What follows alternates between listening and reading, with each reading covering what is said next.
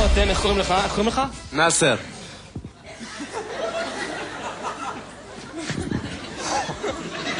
איפה אתה גר? איפה אתה גר? בצפון.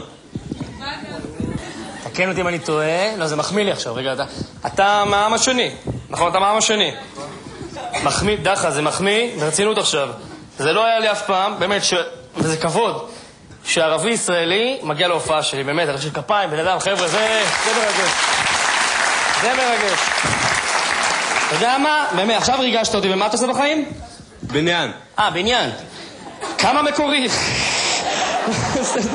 לא, אבל זה באמת מאוד מחמיא. אתה יודע מה? הרבה פעמים כאילו ערבים, כשאני הולך למלונות בארץ, ערבים ישראלים באים אליי ואומרים לי באמת שהם נהנים והכל, אבל אתה יודע מה? עכשיו ריגשת אותי. כי מדי פעם יש לי קטעים פה, אתה יודע, על החיזבאללה וכאלה, ואני צוחק.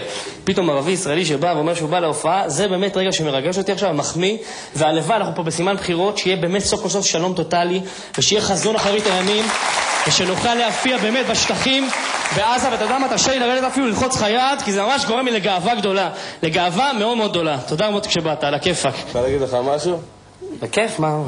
אבל אני דרוזי. מה? דרוזי. אתה מה? דרוזי? דרוזי? אז כושר עם אמא של הערבים, אנחנו שרנו את מה נגיד?